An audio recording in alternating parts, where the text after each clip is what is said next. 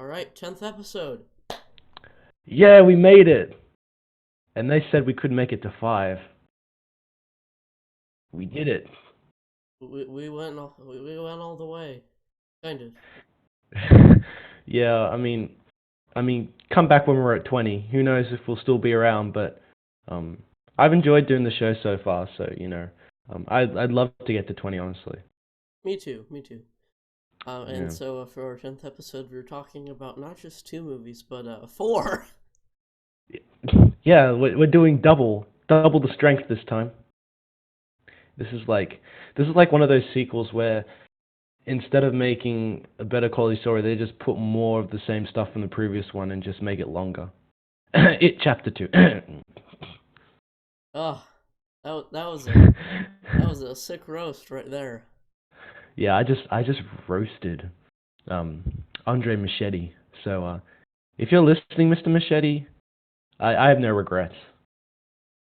Yeah, it was not a terribly great movie or anything. I didn't see the sequel, but Yeah, I mean I'd say still check it out if you're curious, but just know it's not really as good as the first. So it's I don't know, it's just way too long for me to have that much interest in. It's like if I'm mm, gonna watch a long movie, I'm not gonna watch something I only have a tiny bit of interest in. yeah, there's this movie I'd rather watch called Love Exposure, which is like 3 hours, but it looks really good. So I'd say watch that instead. Exactly, yeah, me too. Um, yeah, I've wanted to watch it for a while, but you can't hardly find it anywhere. Like it's barely Yeah, streaming it's really anywhere. hard. But like It, it's not on Criterion, is it? I no, I don't think so. Amazon does have it on Blu-ray on their website though, so that's probably Ooh. the way I would try and obtain it. But I don't like buying stuff I don't know I like, so I don't know. It Yeah. seems like something that would No, be I've up done my that alley, but before. I mean, I bought more Rats on DVD, and I ended up thinking that movie was kind of and then I was like, I shouldn't have bought it. But I mean, it's kind of nice to have some DVDs in your collection or Blu-rays or whatever. So yeah, I bought Suspiria the original on Blu-ray, and I didn't regret that. But like, if there's something you do regret buying, you can always donate it or sell it again. I'll just mail all the films that you like but I hate to you over to the States. So we always got that going. I can't really think how that many movies we disagree on. Um, there's not too many. I know there's some movies I give an 8 and you gave like a 4 or a 5 from memory, but not like heaps. Yeah, I'm I know. more. Mm. Oh, go ahead. I was just gonna say I know Synecdoche, New York is probably the exception. I know you don't like that film, and I quite like it quite a bit. But Yeah, no, I'm not a Synecdoche, New York person, but yeah, like I'm more into the darker comedy type stuff than you are, I think, because you didn't like Dogtooth or anything like that. yeah, well, like a 5 out of 10 is like I don't like it, but I don't really necessarily hate it. It's more just like it's either mixed experience or it's just like I don't know. It's a 5 is a weird rating for me because it can really change on what movie I watch. It never means the same thing. Yeah, I just adjusted my rating system as like to kind of adhere more to a ranking system than a rating system, like separating things into Yeah. tiers. And I don't want to put Synecdoche in New York too far down because I respect it as an artistic statement too much. Like I don't want to put it with like Garfield. Oh, come on, Garfield's a masterpiece. I had it at Okay. 5 stars for a while, but El- I couldn't even joke about it. It's just horrible. Elsie Fisher is a Garfield stan. You can't hate it. I mean, I like the comic, but not, the movie it's too far. Too far. No, the comics are fine. I saw the original first two actually when I was like around 10 to 12 years old, and even then I thought they were kind of trash. So yeah. Yeah, I didn't see the sequel because there's a Garfield sequel, but like I have seen the first one. I saw it when I was like 8, and I thought it was crap. So That should tell you how bad it is. Yeah. Well, at least Bill Murray got a paycheck because he deserves because he's a great actor. That's all I'm gonna say. Well, of course, he's one of my favorites. Um, like Yeah. just in everything, like even in the horrible movies, he's still the best part of it. Yeah, he made a camera appearance in a Zombieland Double Tap. Well, I saw it last night, and yeah, it was a nice surprise. I wasn't expecting to see him in it, but there he was. That surprises me. Okay, have you seen the first one? Yeah, I've seen the first one. He gets shot in the first one. Yeah, spoilers, but Oh, sorry if you haven't seen Zombieland 1 or 2, but um, it was a tongue-in-cheek like joke about, and he was promoting Garfield Free. That was the joke. I wish I was kidding. I'm serious. great stuff. That's like the only reason I would really want to see Zombieland sequel. You know, Everything else is like really middle of the road and like just not really that good, but that's the only part of the movie that's actually like genuinely like fantastic. So, yeah. I should have mentioned that in my review. Oh well, I guess I didn't want to spoil it. yeah, some things are better left unspoiled. But if you don't like alert some people that like those things are in there, they're not gonna really have a reason to go see the movies. So I don't know. Yeah. Well, I guess I just did that, so oopsie. Yeah. Oh All well. right, mate. We should get to the task at hand because we have quite a bit to get through. Indeed, Um, we do. yes, yes, yes. So we are starting with John's recommendation, Harold and Maude, an early '70s film, 1971, directed by Hal Ashby. Um, yeah. You want to give a rundown of the plot? Sure. Harold and Maude is about a boy named Harold and an old lady named Maude. Yeah, it's pretty good. Yeah, yeah. Yeah. I guess they become friends. I guess not much happens. Yeah, they just have a bit of a chat, some cups of tea, and that's the movie. Some ginger pie. Yeah, that's it. Yeah, I mean, like, what more could you want from a movie called Harold and Maude? Like, let's be real. It's pretty relaxed, honestly. I mean, I don't want to say that there's nothing that happens, but the pacing is very. I don't know. It's a very slice of life type movie.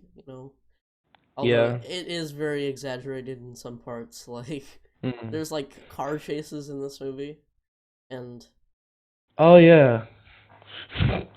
some really, really, really exaggerated fake suicides, which I know you didn't like the framing of them, as you said in your review, but Yep. I thought they were hilarious. No, I mean, I like the suicides. It's just like the the framing and the logic of them is kind of inconsistent. But I'll get more into that once we like get more in depth with our discussion. Yeah, Uh, but no, I did really like this movie. I thought it has a great sense of charm to it. I think it's very ahead of its time. I think that it's more similar to the films that are coming out now rather than stuff that was coming out in the '70s. Um, I think the acting is quite good. I think there's a lot of great performances in there, and the um the I think is it Bud Cort who plays Harold.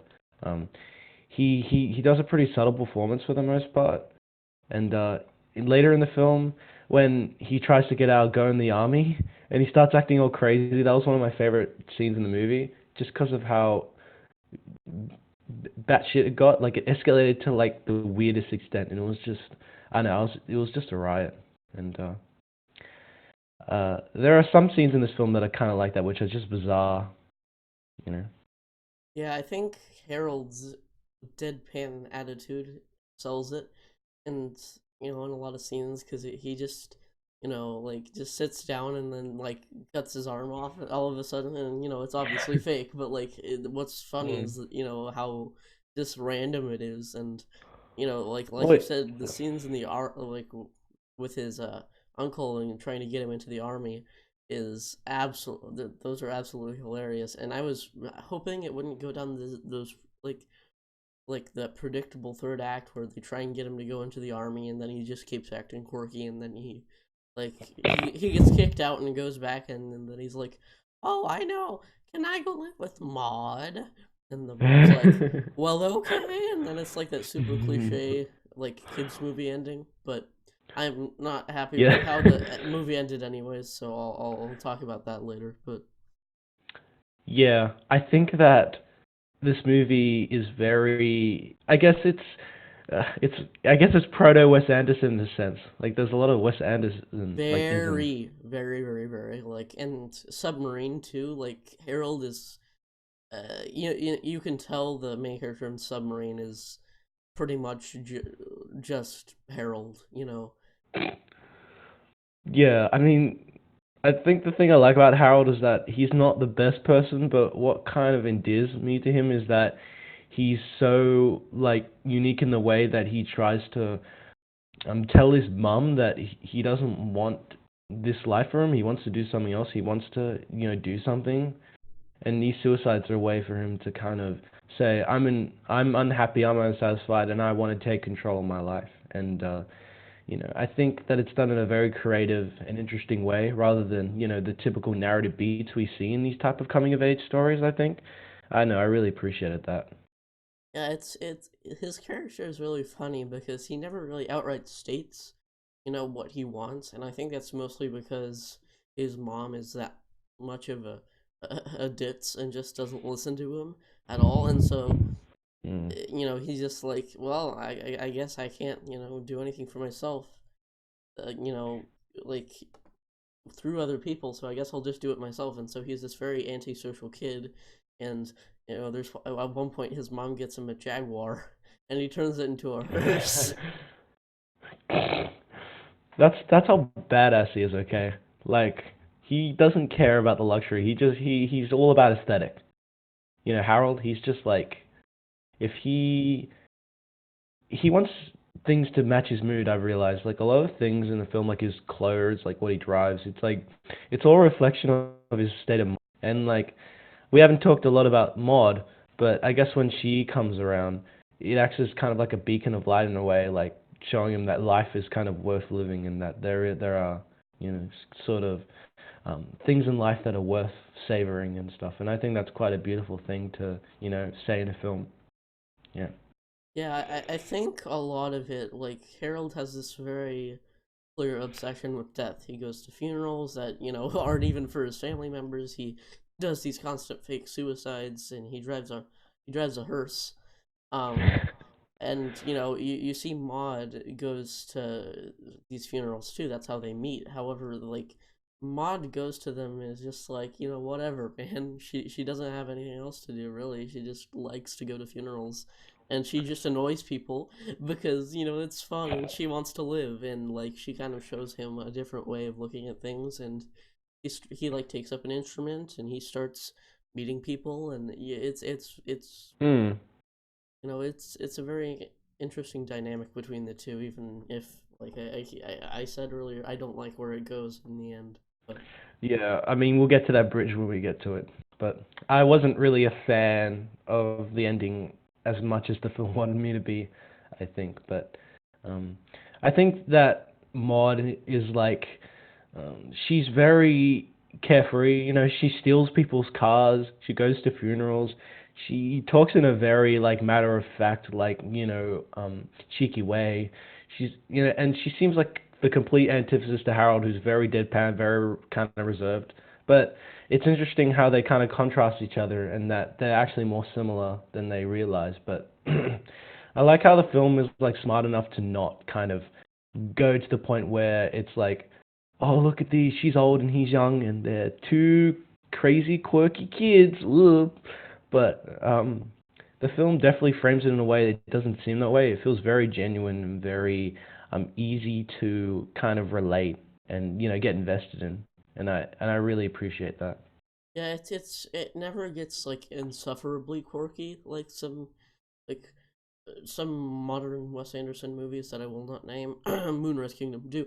Um, but like it's very nuanced in its portrayal of quirkiness. But like yeah, I think it's that that saying that opposites attract, and I think that even when you have these two polar opposite people, they are still at heart very similar, and that's why they hit it off. Because like like Harold's mother like introduces him to like these girls that she found on the internet that are like supposedly a match for him, and then he's like whatever, man. But like Yeah. No, I found that really funny because like even though computer dating meant something different back then, it feels very modern in that people are going more so on like online dating now than they ever have. I mean, back then it would have been like a concept that only like people who, either like alienated or lonely would like take that avenue is like go on computer dating, but now that's the norm. And watching this movie, you can view it from either that alienated lens or that, oh, that's modern dating for you. Just everyone's trying to, meet people online, and I don't know. I found that very interesting. yeah, I think some of the best scenes in the movie come from that idea. Like not only is it Oh my relevant, God. but Yeah. like I love the scene where she's filling out the form and she's like going through all of it, and she does what she wants but not what he wants, and so thus the girls are more adherent to her choice instead Yeah. of his. And I thought that was a really interesting comment, and it kind of subliminally adds to her like really control freak attitude. Yeah, certainly. I like those scenes quite a bit. Although there's one towards like the third act, which um, we'll go into spoilers soon. But I didn't really understand like what what happened at the end of that scene or like what the intention was. So um, yeah, we may as well start spoilers now because I think that there are some things in the third act that might be something we want to discuss. So Yeah, the big problem is the third act for me. So spoilers if you haven't seen it, watch the first two acts and come back to us. yeah, watch it please. It's very worth it. Yeah. It's adorable, And, until it isn't. until it gets quite let's just say I don't want to like exaggerate, but it gets a little intense, like to the point where I think it gets a little bit it jars so much with like the tone. I don't. It just feels overly like dramatic. Yeah. I don't know that it feels overly dramatic, but I feel like a lot of it was really misguided. Like it started out Mhm. as a movie I would want to show to like all of my family members. Like I would want to show this to my grandma because like I'm not completely as far gone as Harold is, but I relate to a lot of Harold and his insecurities, Mhm. and Maud reminds me a lot of my grandma. But where it goes, I'm like, oh, this would make me extremely uncomfortable to show this to my grandma.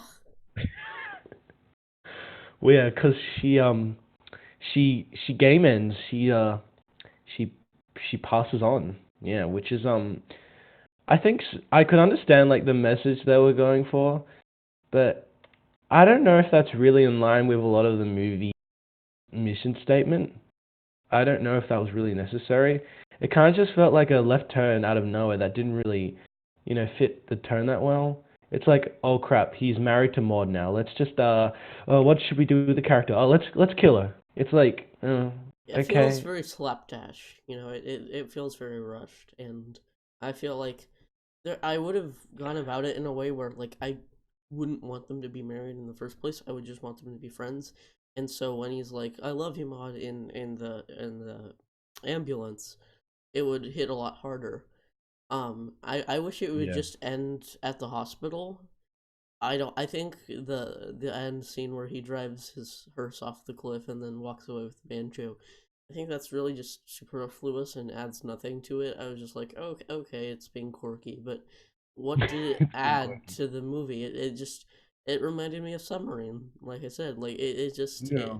like I like that movie, but like a lot of it is just like quirky for the sake of quirky, and that kind of reminded me of it. Like, why are you driving this car off a cliff. Like you could use that. Like I get you're angry, but you could express that in a way that wasn't, kind of like bad. Like, like how are you gonna get back home now? That's gonna be a super long walk. Yeah, you just can be walking with your banjo through town, and like you're gonna be dead by the time you get home, you know.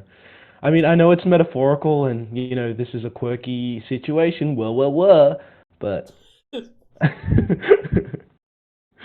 but yeah, I don't know. I think that their heart was in the right place. I just think that maybe they didn't know how to end the film, so they just, like you said, it was kind of slapdash.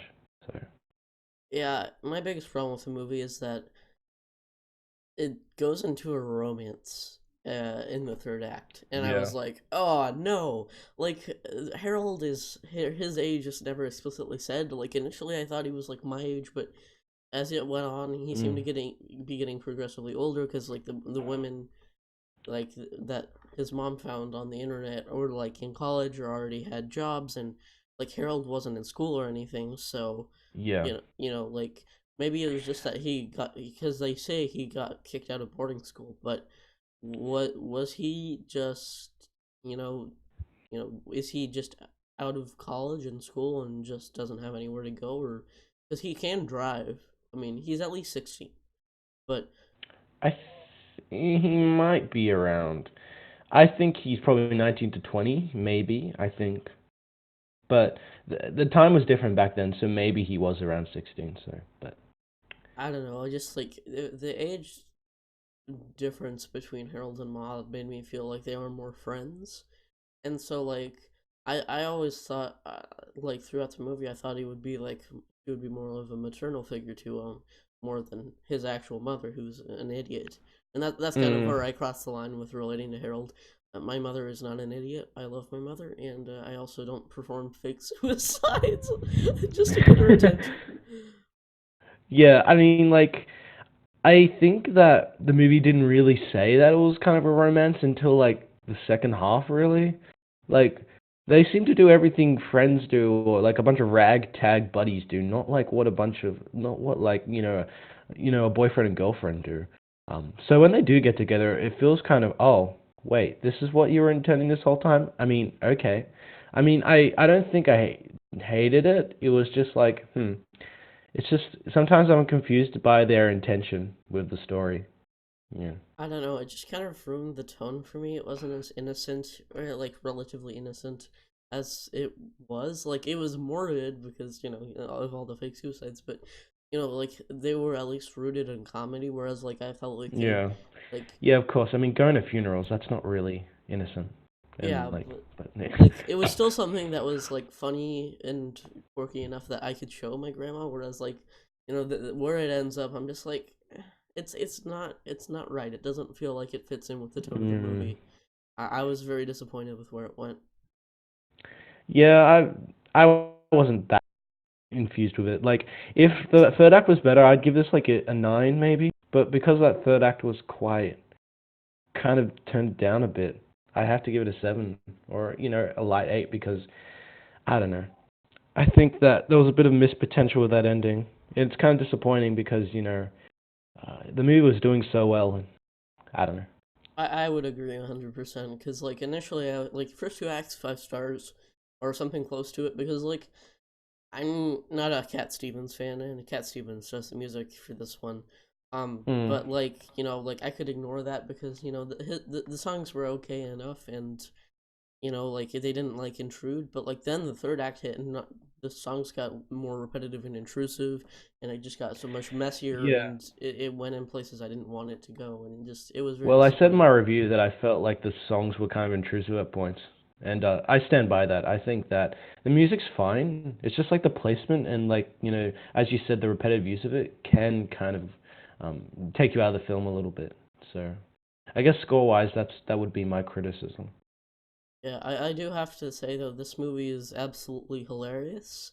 Like I just want It's quite funny. Yeah, I want yeah. I laughed so hard at the fake suicides and at like Maud and like just how blunt she was with like stealing the people's car. Like the priest comes up to her like, "Did you steal my car the other day?" And she's like, "Well, was it such and such?" And then he's like, "Yeah." And she's like, well, I suppose I did. You know, One like, of one one of my favorite like hilarious scenes was when the one of the last girls comes over and like Harold's doing his usual stick, but she thinks it's a part of like a reenactment of Romeo and Juliet or something like that. So she like plays along with it, and then she kind of just like kind of does the whole end scene and stuff. And then when the mother walks in and like sees what's happening, it's just like I thought that was kind of hilarious. yeah, Um, you know, because it looks like Harold murdered her, and like, yeah. like, Harold. yeah, his mom, like, at times I felt like she was kind of a caricature, but like, at the same time, she was hilarious. Like, there were so many moments that, like, it was just, it was sad. And then when you realize that the intent behind these fake suicides, it was really sad, honestly.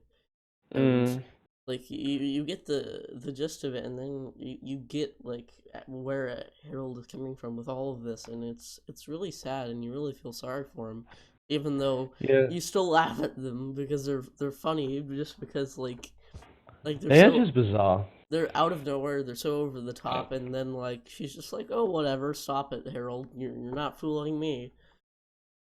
Yeah, like the first one when he hangs himself, like that's where you're introduced to it. And so if you don't know that going in, it's just like, wait, what?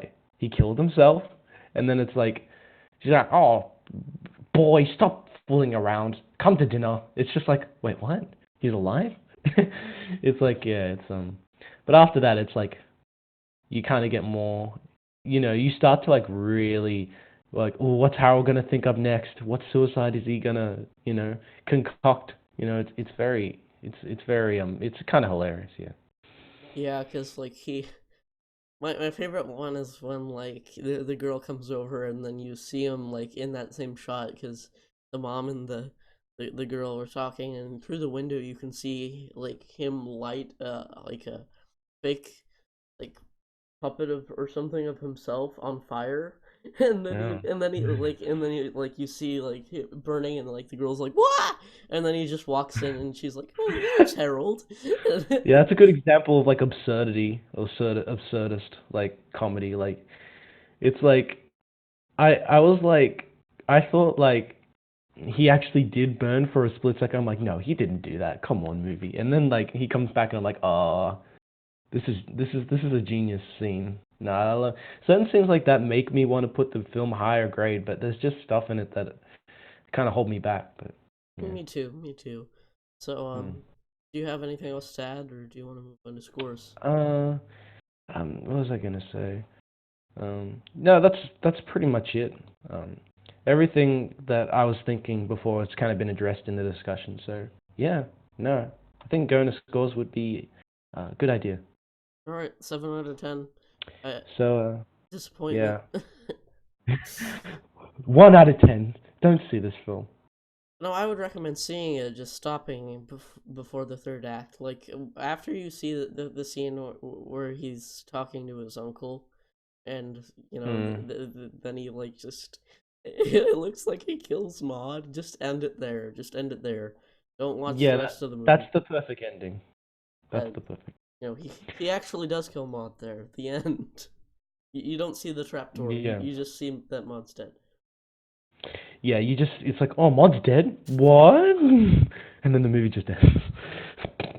Uh, oh, maybe something else I want to mention is that I saw kind of parallels between this and The Graduate. I don't think you've seen The Graduate, I but haven't. I've wanted to for a while, but yeah, I saw Ralph the Movie I think Maker's you, Blu-ray collection video, and he talked about the similarities between the two.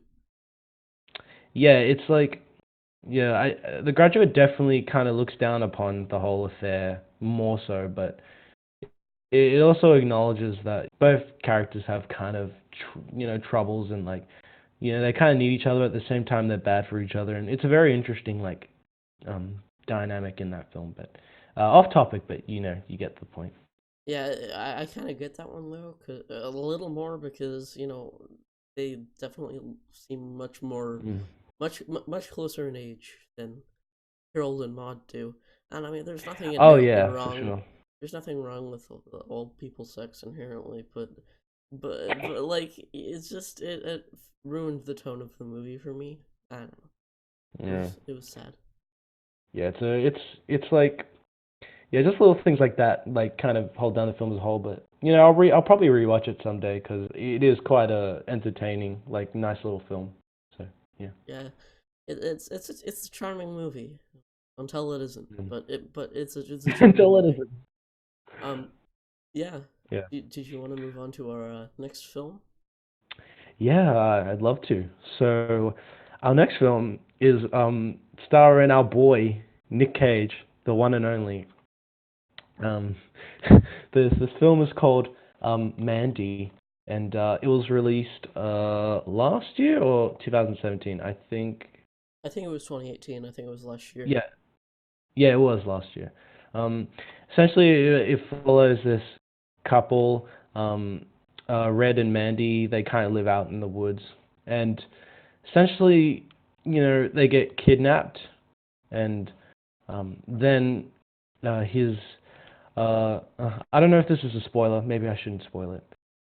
Okay, I'm not going to spoil it yet, but essentially they get kidnapped, and then stuff happens, and then this causes uh, Nick Cage's character to kind of go on a rampage and get some sort of like revenge for what they did. So yeah, it's essentially like the plot. If I could make it as simple as possible. Yeah, it's a revenge fantasy drug thriller. I think that's how I would describe it. It's really weird. It's cool. Yeah, I yeah, it's it's something. it's yeah, it's the closest I've ever watching a film to like feeling like I've taken like acid. Like I felt like I was on drugs while watching it, like without taking drugs. I don't know if that's makes sense, but it was just a trip. I Like think there are a couple movies that replicate that feeling for me. Like I don't do drugs obviously, but like there are movies that make me feel like I'm on drugs. Climax and Paprika are two that I can name off the top of my head that make me feel pretty weird. yeah, it's as someone who I've had weed a few times in my day. But I don't know why I put on my old man voice, but those films they're pretty accurate to how it feels. I mean, I've never taken acid or anything like that. I would never will because I've heard so many bad stories about it. So I will never go down that path. But um, these this one climax, like you mentioned, they're pretty accurate. Like I can't really fault them in that department. Good time reminds me a lot of that feeling too, because it's really stressful and colorful and Yeah, for sure. There's an energy to that film too, which kind of seeps into the viewer, and you get a real sense for how it actually feels without actually doing it, which is interesting. that movie is pretty wild. Yeah, I mean, that's a discussion for another day. But there's some crazy stuff that happens in that film um, that that kind of threw me for a loop when I first watched it. But no, great film, and Yes, yes. yeah. But getting back to Mandy, I think one of the things that quite liked about it was that it felt like a grim fairy tale, kind of like what in an old fable. Like some of the title cards and some of the cinematography and the way it was told felt like a grim fairy tale, like from old or something like that, which is not something I see a lot of modern films do. So I really appreciated that for sure. It's a very uniquely presented movie. It feels very throwbacky. It feels like a 70s like it's very neon soaked. It's very at times I feel like its style becomes its downfall. I think that would be my biggest critique of Mm, it would be like it reminds me of like I mentioned earlier the second half of Climax. You can barely tell what's going on because the aesthetic just completely overtakes it. It just like it gets so hazy and neon soaked at times where it all just starts to blend together and you can't really tell what's going on. At least this movie can, hold the camera right side up instead of Climax where you're just like, I can't distinguish anything because he's not even holding the camera right side up. no, I don't know. I felt that kind of some of the camera work in that film kind of. help to kind of like put you in situation and kind of make you feel disorientated and stuff like I mean, initially it does, but like after a while, you just go like, okay, can we like tone it back a little bit? that. Yeah, I don't know. I have to rewatch it again because I can't necessarily remember a period where that became an issue for me. But yeah, no, I think Climax is a better film, but with saying that, this film does have a lot to offer. I do think the style does get a bit intrusive and distracting at times, like to absurd extents. Um, Particularly towards the end, there's some like filter and cinematography decisions that I thought were way too distracting and intrusive. But that's getting into spoiler territory. Yeah.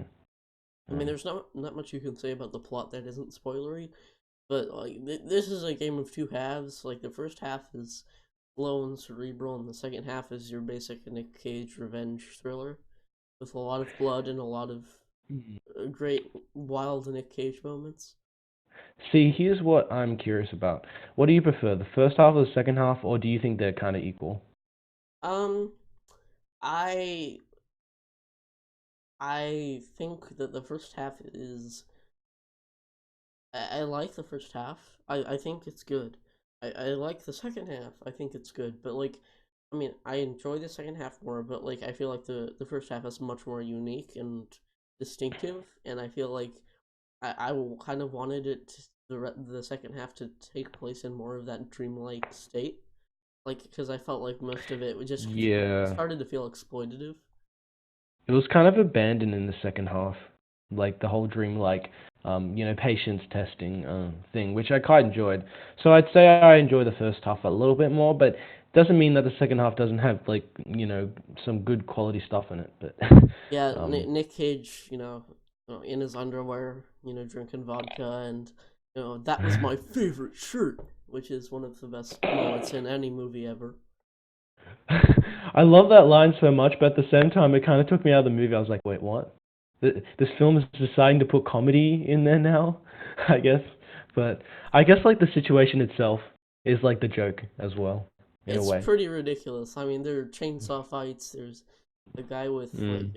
I mean, like the bad guy is like a narcissist, and like he claims himself to be like this like Jesus like figure, and then there are like this biker gang which are like clad in these super crazy leather suits and have these like take these insane drugs that Mm. like Nick Cave tries a bit of. Nick Cave. No, if Nick Cave was in this, that would be hilarious. Nick Cave. Yeah, he He would. could he would fit in this well. I reckon he would. Yeah, I would say so, especially his early work. He would probably like nowadays he'd probably just like break down crying in the middle of it, and then the movie would be over. Oh, I feel bad for Nick yeah. Cave. I want to give him a Oh hug, God. but Me too. We gotta arrange to give Nick Cave a hug, like eventually. yeah, I'm gonna jump up on stage on one of his concerts and just hug him. Just be like, "I'm so sorry, man. I'm so sorry. I heard I heard Skeleton Tree. I've listened to Skeleton I heard Tree the like vibe. 6 times. Here's a hug, buddy." No, that he's yeah. I don't know if I mentioned this before, but my uncle saw him in like the 80s and 90s when he was like younger and in like Murder Ballads days, like that type of stuff. I those tours, man. Yeah, Those that would are have been absolutely amazing to go see if yeah, we were yeah. around. Like, I'm jealous. But back to Mandy. We keep getting off topic. I mean, it's not much happens in this movie at all. You know. Well, it's what it's what doesn't happen. It's like kind of in a way. I mean, like it's everything in between. Like it's patience testing at times. Like just watching these scenes play out. And, um, you know, I mean, I think half the people who come to this just want to see Nick Cave go crazy. That vodka scene and the chainsaw scene and just like any scene where he's trying to kill people is like will satisfy that urge pretty much. Um, Actually, if you watch the first half, it makes you think that it's going to be a more subtle performance from Cage in a way, because he's quite reserved and quite like subtle.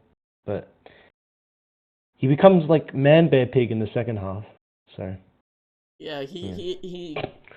I don't know. I feel like they're just a little too tonally mismatched. The two sides are Mm. just not quite like there's not quite a through line there as much as I'd like there to be. But like both are fine on their own. But I don't know. It's just kind of jarring when going from one to the other. Yeah, I felt so too. I mean, I know of course, his wife got, murdered, and anyone who like would be, really, mad and seeking with, revenge and stuff. Of course, I understand that, but I just think it's just kind of at odds with the character's personality in the first half for sure. It's a little jarring, but it's not like a massive, detractor from the film. Oh, funny story. So the first time I saw Mandy, I fell asleep in the first half, and so I didn't know Mandy died. Um, Oh. at the end, I'm like, "Where's Mandy? Why didn't you go get her?" And then I like looked up the plot synopsis, and I was like, "Oh, she died. Oh, I guess that makes sense why he's killing Oh, all plot these hole. guys." I thought Mandy Plot just hole got. alert. I just thought Mandy got kidnapped, and he was going to get her back. No, he's just revenge murdering these hippies. Well, to be fair, when it actually did happen, they don't show Mandy going into the bag where she gets burnt alive. So like, um, I kind of, I don't know if it's because I'm like kind of an idiot at heart, but it took me a while to figure out that that was Mandy in the bag getting burnt. Because they don't tell you or show her going in the bag or struggling in the bag. It's just the bag. So I thought it was just some random sacrifice, but no, it was Mandy. Yeah, like at the end of the day, though, it's just I feel like it's just kind of an excuse to see Nick Cave go like crazy, and like Mm. it I don't know, like I liked it a lot initially, but the more I think about it, it's like the more it's wearing off me. Like it's fun, and both sides have their good moments, and it has a cool aesthetic, but I don't know. I don't know how much it's actually saying. Like, there's stuff about idolatry in there, but like, I don't know how much it actually cares to comment on. It's just like, There's this, oh, look, yeah, look, there's a narcissist. Oh, we're comparing it to religion, and then it's like, oh, okay, no. like, like It's there, it's kind of like Walkabout, where there's just random shit, and you're like, oh yeah, but we'll get to that film when we get to it, but um, you know, yeah, it was. I don't know. I felt like it didn't really. I don't know. There wasn't a whole lot of religious commentary on it, honestly. Like there were parts of it that were like, oh, okay, I see the parallels, and other parts of it where it was just so exaggerated I couldn't take it seriously.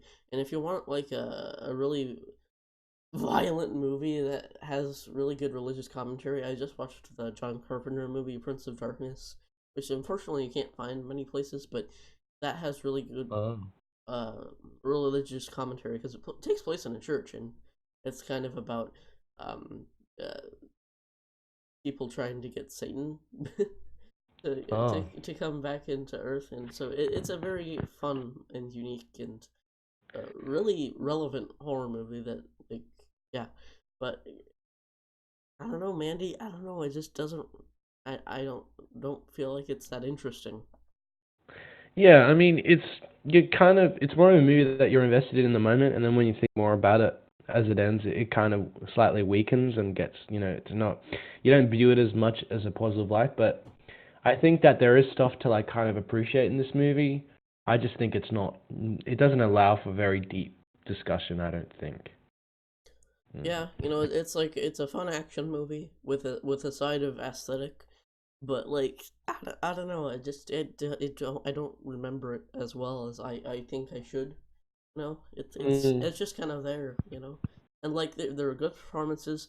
Some of the scenes in the second half and the first half, for that matter, are great, and there are some crazy Yeah. scenes that are absolutely worth watching. But I don't know. As a whole, I feel like it's just a little bit of a mess, and I feel like they could have like I felt like it should have been more consistent with its atmosphere. Like I wanted it to be more David Lynch, and it was more classic Cage by the end of it, and I was like, oh, okay, well that's disappointing. Yeah. Well, then I don't think you'd be into The Color of Space because apparently it's a worse version of Mandy. So, yeah. Yeah, I mean, I don't know. Like, I still kind of want to see it, honestly. But, I've heard he yells about mm. alpacas, which is enough of a sell for me. But I don't know. I felt Honest- like I got my hopes up too much for this one. I feel like knowing that that movie probably isn't going to be as good will like give me better chance of me liking it. But I don't know. I don't know, it could surprise you. I've Yeah, seen certain films that people think are worse, and then I watch them like, no, this is better actually. And, you know, I think that, I've learnt through my years of watching films is that popular consensus most of the time doesn't really mean anything. It's more like what you experience with it. The Godfather is a 4 out of 10. You heard it here, folks. You heard it here first. I don't know. That's another movie. The more I think about, the more it grows off me. But it's still there's still stuff to appreciate. It's just not as fantastic as people say it is for sure. Yeah, I Part like two's better. I still haven't seen it because the first one scared me off. So thanks, Francis. I think part two is slightly more cohesive and has better characters in a way. Like there's still some from the previous film, but they have a whole backstory about one of them, and it's very interesting how it plays out. And I think it's slightly better, but I think that you probably will give it like a 5 or a 6, but I I don't don't know. know. I'll I'd watch it say at still some check it point, out but someday. Yeah. Just don't watch the third one. uh, no, no, no. I'm gonna avoid that one. It's like it's three It's hours long and pretty bad. it's supposed to be really It's bad. pretty bad. I man, when I watched that film, it was such a disappointment. I was like, wow, the last two were like, yeah, they weren't perfect, but they were decent, and this one's just awful.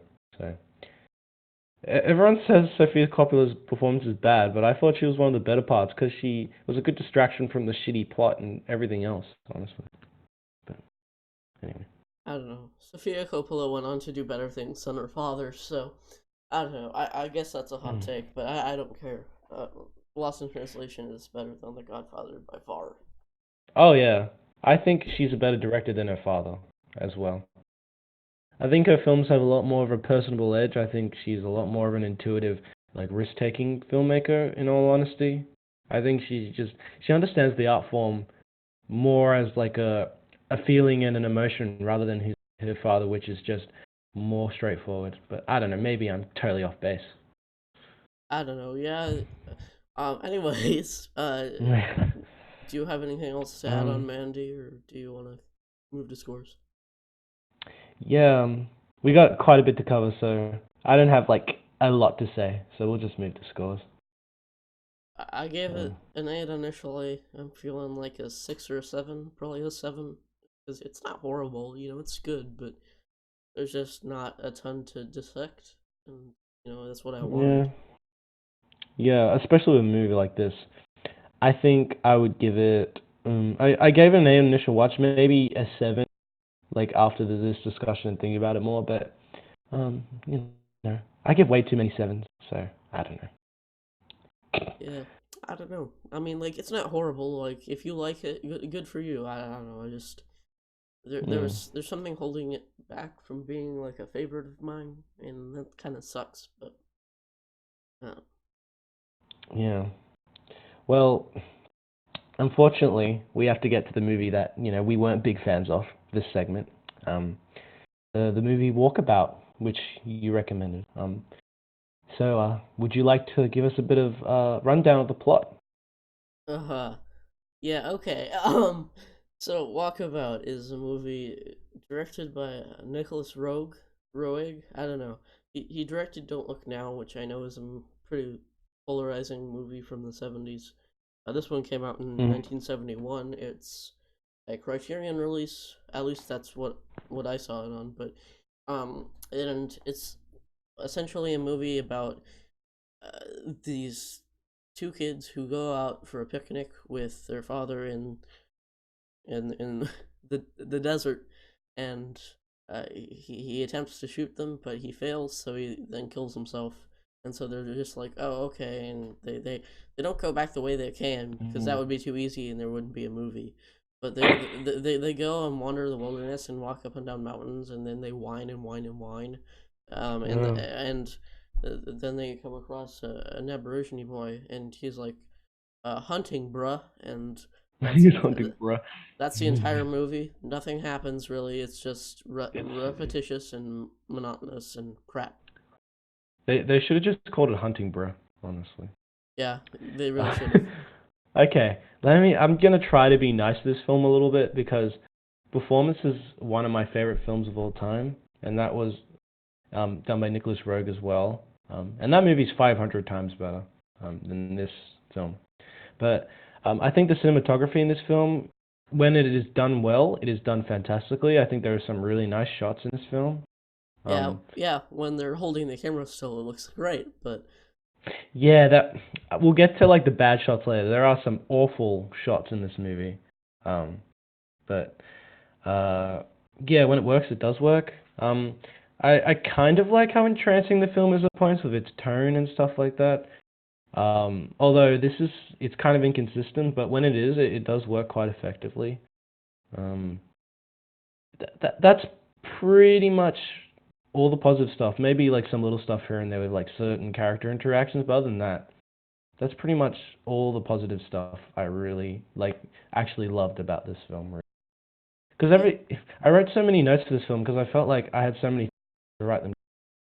Um, there's so much weird symbolism that doesn't work. There's so much like meandering that doesn't really seem to serve a purpose. Like I was just confused the whole time what the intention of the filmmaker was. Like it was just like I don't know what he was getting at half the time. yeah. I really wanted to like it because I really like the concept, and there were things to like about it. There was some like you said, the shots, some of the cinematography was good. You know, some of the performances were good. Hmm.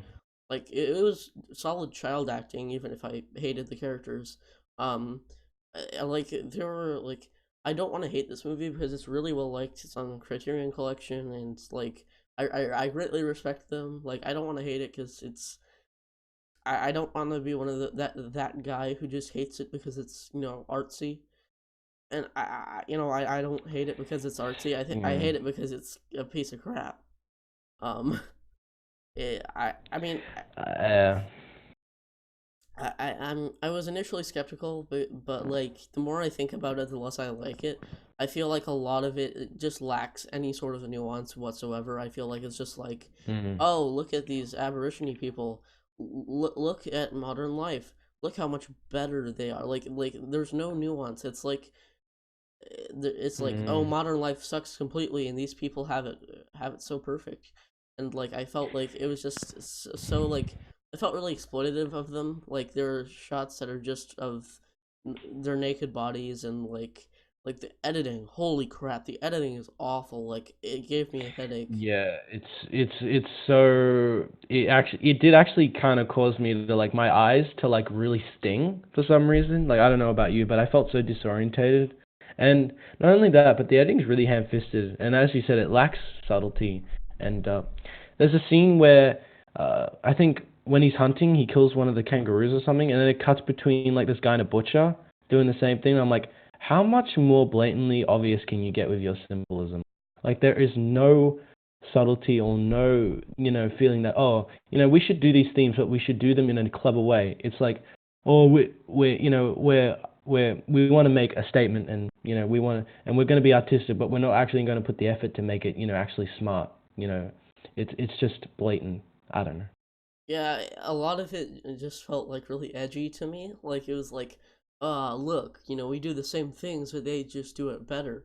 And like it's like there was no like it wasn't a character study at all. Like it just like it felt Mm. like it indulged so much in stereotypes, and like, oh look, the people who live in the wild have it so perfect, and like people in the modern city, like, oh, they suck.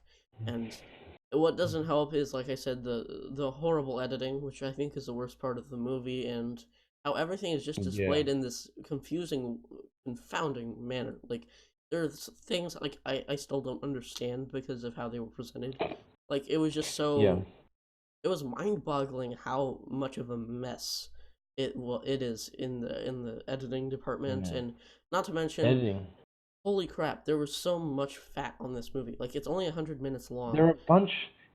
There are a bunch of plot threads that get sprinkled throughout the film, like a bunch of weather reporter guys, a bunch of and all these other shit, and they never come back. And it's like, what's the point of showing all this stuff if they're not gonna at least come back to it or tied together in some way? Just by oh, let's throw this random scene in that we filmed because we need to use footage, and it's like, yeah, but what's the actual intent behind putting these scenes? It's like, You don't actually have to make it a full movie, you guys. You can just make it a short. Like you don't have to have like those 3,000 shots of just zooming in on animals that never actually harm the people. are Like used in creative ways or have any implication on anything that's happening storyline. It's it just was so stupid. It's like it should be a nature documentary, honestly. these If they were just gonna do that. they Mm. zoom in on like scorpions and lizards and Gila monsters and stuff, and it's like, oh, are they gonna pose some threat? And then they just move on. It's like, oh no, okay. Then they're gone. Yeah, You it's so know. pointless. Like Also, there's weird. This is kind of slightly off topic, but there's weird sex comedy in one scene where the camera does this weird farcical. Oh, let's focus on these men and this woman's boobs for and it happens for a solid 5 minutes. I'm like, where did this come from, and when was this established to be an undercurrent in the film as a theme? It there's came out of nowhere. there's literally no point to it. Like that thread is never brought up again. There's like nothing to do with it. And like it's so out of place. It's so like it feels so sexist and like I Yeah, it don't just know. felt sexist.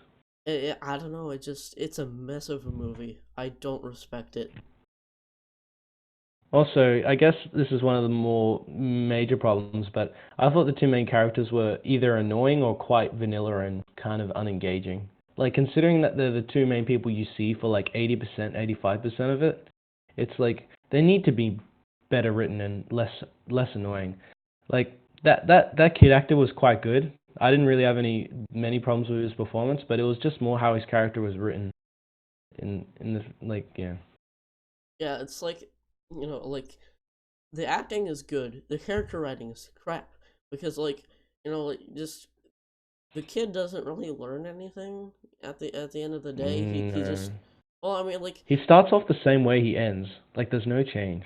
exactly like he's still like a whiny brat and like I didn't like his character at all and I don't like the girl either. But that's just because she was so bland and like they were like doing setup things where it's like, oh, is she gonna fall in love with this guy? And then not no, and then it Hmm. like at the end you're supposed to look back on it and be like, oh, look at how much these people have changed by living with these people. And then I'm just like, no, they freaking didn't.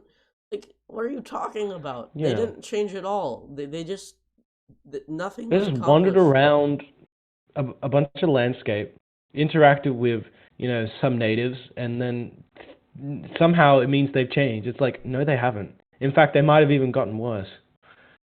Yeah, it was just so stupid. Like it wanted me to treat it like it was Spirited Away, where there was like a super big difference between the main characters at the beginning and the end.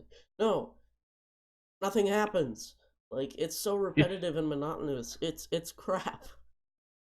I will say, because I live in Sydney, it was interesting to see how it looked in the late '60s, early '70s, because they do mention certain suburbs and towns that still exist today, and it was kind of interesting to hear they mentioned Camperdown and some other stuff, and I thought as a period in capturing Sydney and the landscape at the time, I thought it was somewhat interesting because I live there. If you didn't live there, you wouldn't find that interesting. But because I do, it's interesting to see what that society looked at the time, and yeah, I don't know. Yeah, I mean like I don't know. Like I feel like I'm missing something, but like nothing about it really worked aside from a couple of pretty shots. Most of the acting, which was good in spite of the writing and the camera work being bad, and like I don't know, like Mhm. there was something I was gonna bring up, but I oh uh That's not a compliment, so I'll get to that in a second. But yeah, it didn't work. It didn't work. It was just I don't know. I did like certain character interactions and certain scenes that were sprinkled, but I think they're so few and far between that it's easy to forget they even happen at sometimes. Like mm, I don't know. I think that if this was just like a nature documentary and it was better edited and it actually had something to say, this would have been a great movie. But because it's an actual narrative film and it's kind of a bit of a mess, it's kind of all over the place. Um, yeah. This is Also, the ending. So, if you thought the ending of Harold and Maude was half-assed, oh boy, this is even worse. This is like, yeah, yeah. It's like, oh, they're back home now. Okay. It's like like all of a sudden they just decide, okay, we have to go back home now.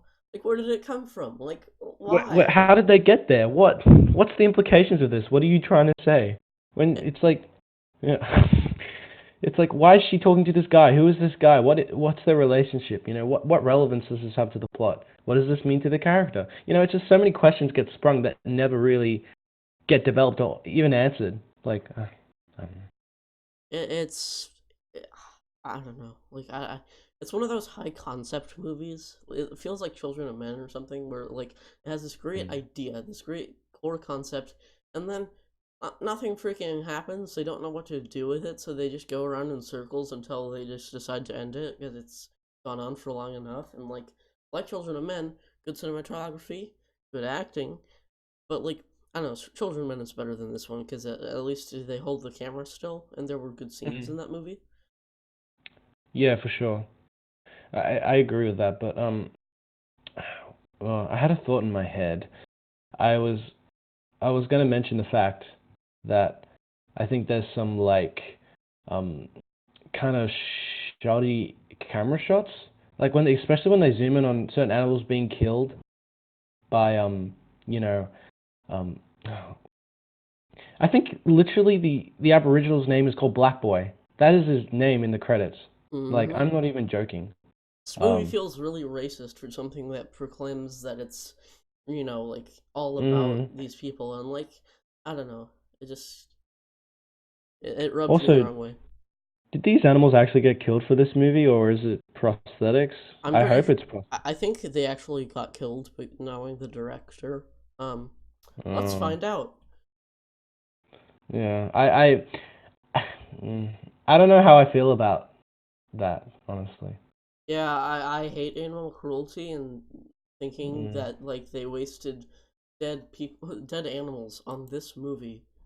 It's mm. it's horrible. Well, let's see. I wouldn't have minded. Uh, while you're doing that, I also thought another interesting thing is like, it's called Walkabout, right? And they even have a title card at the start that tells you what a walkabout is. And throughout the film, I don't think I really have a great understanding of what exactly involved in a walkabout. Like, they don't really really educate you or even like tell you like what the implications on the Aboriginal is or anything like that. They kind of just I don't know. It doesn't really communicate that very well. Yeah, I don't know. like I don't know. It just it's Mm, it's such a mess. Um, mm. It's kind of disappointing. yeah, Um, yeah, are you still trying to find it, John? I'm still trying to find it. Yeah. Let's see. I Um, mean, if it's prosthetics, then props to like the makeup and effects team because that's pretty good prosthetics. But I'm pretty sure it actually happened. yeah, Um, Fred. Uh, wow. Okay. Yeah. This movie is not good. Uh, I like just. Mm, yeah, yeah. It's a movie it's that I too far. really wanted to like. Me Like I too. really Me wanted too. to like. Yeah, yeah. I was just like constantly going like, okay, let me try and find good. I don't want to being cynical but like it's a bit of a mess. I think that performance is such a more focused and tight film, and actually has a lot more to say, and is more subversive of its message. It's like made by an entirely different filmmaker. Like maybe it was because it was a co-directing credit, so maybe like there was a bit more of like control there, but I don't know. I don't know. All I know is that I don't like this movie, like at all. It like I don't know if it's a movie I'll come back to anytime soon. I know maybe in 5 years when I've kind of forgotten, I'll come back and see if anything's changed. But I don't know. I doubt it will get much better because I think it's just a lot of people seem to like it. So it could be a case that we're missing something, but I don't know. I think we have clearly justified our perspective. So if you like this film, there's no issue with that. But I don't know. I guess it just wasn't our bag. I don't want to give it like a 1 out of 10 because, like I established earlier with Synecdoche, New York, like I feel like that's kind of discrediting the artistic merit of the movie. But anything that includes animal cruelty gets a 1 out of 10 from me. So yeah, one. It's a Yeah. one. Like Jeez. I don't think the movie itself is that bad, but maybe it's like a 4 out of 10. But I can't justify giving anything with animal cruelty anything other than a one. Like I can't do Yeah, that. that's pretty inexcusable. Like, yeah. I mean, I would give it around a 4 or 5, just average normal rating. But if I was to downgrade it for animal cruelty, yeah, I'd probably give it a 1. Like, that's pretty unacceptable. But not only that, but there's a lot of it. Like, there's quite a bit of killing and stuff like that. So it's not, it's like a lot. So that makes it even worse. Feels very gratuitous and exploitative too. It's like just Mm. leave the freaking animals alone, guys. Like Right. If there's a way not to kill them, you could either one use prosthetics, two make the kills off screen, or like free just write the story differently so you don't have to show it 5 times to make a point. We get it the first time you show it. yeah, I think that they thought they were like making a point and like oh they're gonna die anyways, but Mm. like not like that. Leave the freaking animals alone. The kangaroos Yeah. are innocent. Yeah, and there's also I think they might have taken animals and put them in like bad habitats because there are certain possums in this film which are nocturnal and they're in the daytime, so that makes me think they actually got animals out of their habitats and put them out just for shots and stuff like that and disturb them. So that's another thing that sort of bothered me as well. Yeah, I don't know. I can't excuse it. I just can't. Mm. But I Yeah, want to. it's a bit of an ill-conceived movie. I think it's just a bit of a it's not really. I don't really get the acclaim for it honestly. But Me neither. Me neither. yeah. To move on to a So better movie. yeah, I guess we already did scores. So yeah, I give this a 5 or a 4. Yeah, not good. Just yeah, I'd still say check it out if you're really interested and you think you might, if this sounds interesting to you, but yeah. It's a mess. But if you're like convinced it's gonna be the greatest movie ever, like I was, I mean, go ahead. Yeah, I mean, hopefully you're not as disappointed as we are. Um, okay, let's talk about a movie that I've loved for many a year. Um, I've seen it so many times. It's it's Head, starring the monkeys and directed by Bob Rafelson. Um, I was the one who recommended, so just give a brief rundown. So, the way I define this movie is that the monkeys are tired of their position in the industry, and so they decide to commit suicide by jumping off a bridge. And and the rest of the film is dedicated to showing you why they jumped off the bridge and committed suicide. That's how I kind of define the plot of this. And there are various allusions to monkeys things and also the Hollywood industry, Vietnam. What else? Yeah, just general like concepts, religion, and like kind of what it means to be um, a person in like modern society. And Yeah, there's a lot of themes. There's a lot of tries to tackle. Yeah, for sure. Yeah, that's I don't know if that's a really convoluted plot rundown, but that's pretty much how I would define it.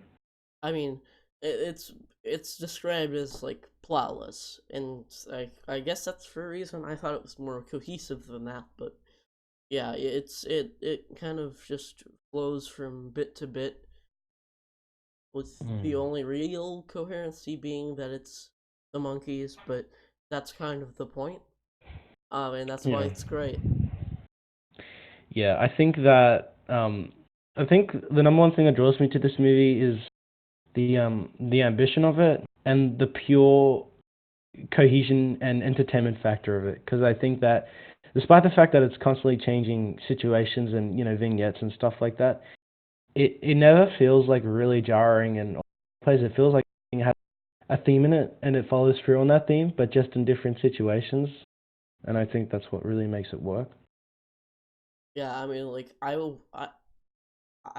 was in awe of how creative this movie is because of how much it's able to cram in because of that that plot conceit that like they uh, just don't have a plot and they're just running with it. And reading up on the production, it's Mm. really interesting to see that that was kind of how it was conceived, as just a bunch of ideas that the monkeys and Jack Nicholson came up with under copious amounts of drugs. Well, yeah, but with saying that, I think it does discredit to like how much intention and how much symbolism and like thought was put into it. Like regardless, like sure, there was a lot of stuff that was definitely like fueled by like that talk in the tape recorder with like and then they'll take like copious amounts of drugs and stuff. There's no doubt about that. But once we get more in depth, there's a lot of cool like callbacks and just it's a funny movie as well. I think that's an important thing too. It's very hilarious in parts. Like it has this absurdist um kind of situational thing going on, and I really appreciate that about that too. It reminded me a lot of the Beatles movie Help in some parts, except without the Indian stereotyping, so it was infinitely Yeah, better. that was yeah, that automatically makes it less problematic. So um good on you, monkeys. You did something right. Um, It's a very funny like movie, though. I do agree. yeah, I think I have a lot of favorite scenes in this. So uh, one of my favorite scenes is when um Mickey, like the long haired like fuzzy wuzzy, the one that gets called that. Um, he's like acting in like this kind of war frontier scene, and in the middle he just kind of stops acting and says, "I don't want to do this anymore," and then he just kind of leaves the set and stuff. And it's like, is that breaking the third wall, like or something like that? Is that a different wall? Because not only is he's kind of speaking to the audience, but he's also like breaking the film as well within the film. Like, I don't know. I find that kind of interesting. This movie is extremely meta. Like it This is literally as meta as you can get. I don't think you can get much more meta than this film. the ending. Holy cow! Like I was not expecting it to be what it was. I was just like, what? Oh, dang! Like it was just it went from like tying back into the beginning to just like one of the best just abrupt credits and like scenes that I think has ever been put to film. Like I don't know, I don't know that I have enough, credit. Like I No, I mean, I totally agree. I think there's um the jumping off the bridge scene is absolutely beautifully shot and beautifully conceived and just an absolute treat to the eyes. And when they go underwater, they use this like solarized um in combination with that, the way they just end up in like that shark tank at the end kind of says more. All you need to know about the film is that they can keep running from like the industry and the fact that people label them as like manufactured and lacking talent. But at the end of the day, they'll always return back to it and always be stuck in the same place they tried to escape from. It's a never-ending cycle. That's why I think this movie could be viewed on a loop. Like you could literally view from start to finish and it would feel like an endless movie, honestly. it's a very impressively made movie considering like how much happens and like how like satirical it is and like how it got funded is beyond to me, but it's an impressive movie to watch just for how creative it is. Yeah, it's absolutely bursting with creativity. I think that the amount of ideas that they have put in and just work together is absolutely astounding to me. And the fact that it's underneath this layer of criticism and cynicism and contempt for the industry and stuff like that is really impressive. And I don't never feel like it alienates its audience. It's always inviting the audience in and trying to kind of like we're in this together type thing where it doesn't feel like, a Lars von Trier film where, he wants you to hate him or anything like that. It feels very, inviting and very like, oh, let's go on this trip with us and, let's see where it takes us and stuff like that. Yeah, Um, it's weird and psychedelic, but I don't think it's ever to the point where it alienates the audience. Like you said, mm, I don't know that this is something I would show to a kid just because I don't think that they would get the more satirical elements. But like, it's not something they couldn't watch necessarily because it's fun. It's interesting. mm. No, it's a fun ride for sure. And if I can indulge a little bit and go into some of the symbolism in the film that I Yeah. thought was quite interesting. Um, I think one of the best scenes that has the most symbolism for me is the Coke machine in the desert bit. Because, like, one, it's just an absolutely hilarious scene Hmm. that is just, like, absurd and, like, quite entertaining. But I think, like, is that um, I think of it as kind of like a, an allegory for religion in a way. Because he's in the desert, he's very thirsty, he goes to the thing and to the Coke machine, and when it doesn't give him what he wants, he kind of gets mad at it. And I view that as him like you know, kind of like struggling with his own faith or his own. It could be faith, or it could just be his place in the entertainment industry or something like that. That's like this is all in my mind, so I could totally be talking out my ass right here. But um, and so these like the Spanish soldier comes around and that kind of looks to me as like an opposite religion or an opposing religion or a different thought system to what he was introduced to, and they surrender to him and stuff, and they kind of walk away, and he uses the tank to blow up the Coke machine, and then once he's done that, it's kind of like, oh, I'm free from religion, and the next scene is like him in like in like the Mediterranean, like him smoking the pipe and like all these belly dances, and like he's because he has no religion, he's like he's gone to temptation, or he's adopted a new methodology of life or something like that, and maybe that wasn't intended, but that's always kind of what I thought about that on a more deeper level. Yeah, rant over. That's an interesting theory. I Yeah, think that actually feels very. Yeah, I feel like that could work, definitely. I just thought it was being weird for the sake of it, but like now that I'm thinking about it, yeah, that does make a fair bit of sense. I don't know how like my biggest problem with this movie is just kind of a silly thing, but I'm like, are the monkeys actually this popular? Like, because they're like those rabid sorry, fans. sorry, what was that? I don't think like are the monkeys actually this popular? Oh no, yeah, they were very popular back in the day. Um, Cool, cool. I heard in '67 in just pure record sales, they outsold the Rolling Stones and Beatles combined. So, Dang. um, at the peak in their popularity, um, with like albums like More of the Monkeys and Headquarters were quite well selling. So, yeah, they were quite popular. Like when this film was released, they were starting to die down in popularity. Um, and I guess this film kind of solidified the fact that people were losing interest in them. And um, so no, I don't think that's a criticism because they were actually quite popular. And for Okay. a band this popular to like, make this kind of movie, make this art, kind of more expressionist, absurdist movie is quite dumbfounding how this even exists.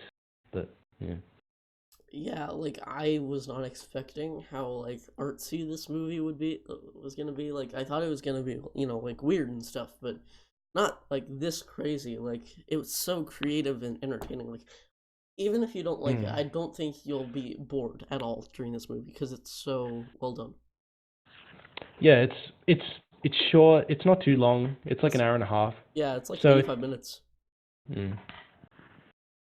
So like you won't feel like, oh, this movie's going on way too long or anything like that. It's nice and compact, and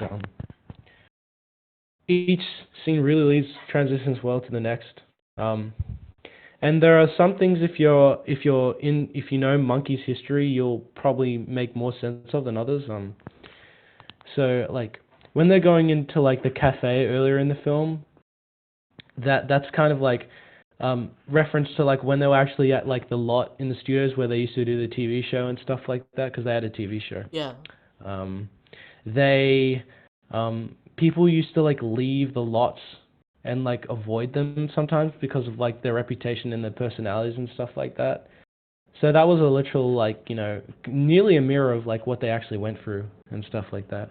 Hmm. Um, and yeah, there's like references like the woman in the bar who like is like kind of makes fun of their personas, the fact that they're kind of people at the time used to call them like Beatles rip-offs and stuff like that. So she kind of cheat sneaks those kind of jokes in, like, "Are you still paying tribute to Ringo Starr?" She says at one point. It's Hmm. like, um, God's gift to the 8-year-olds. I mean, she's not wrong. They kind of Yeah. are. I mean, Um, my mom used to watch the monkeys when she was growing up, so it does kind of apply. mm, yeah, I think that and it's interesting what that scene leads to because it leads to you know, the kind of the breaking fourth wall moment where Peter, the blonde haired one, starts to like, I don't know if it's okay to hit a woman, and it's like you see like the director and everyone, and did you catch Jack Nicholson? Yeah, yeah. I was like, Yeah. holy cow, he's so young. Like I was not expecting that. I was, yeah. Yeah, he looks like a baby in comparison with like how he looks now, kind of. But, but yeah, and I think Dennis Hopper was also in there for a few shots as well.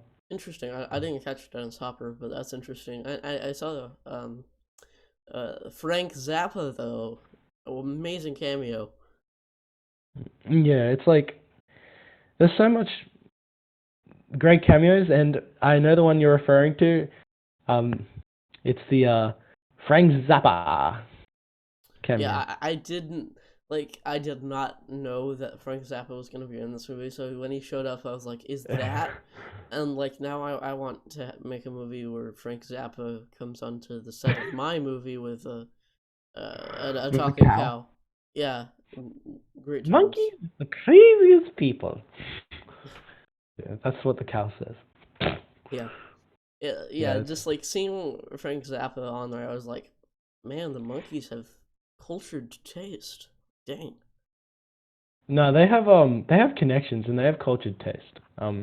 I think most people at the time thought because they were initially this like bubblegum band and that they had the TV show and they appealed to younger audiences that they weren't really with the counterculture of the time or had cultured taste, but um as more of them went into career, it showed that they actually did. And this movie is like a prime example because of Frank Zappa and a bunch of old Hollywood stars that make appearances and yeah, it's very interesting.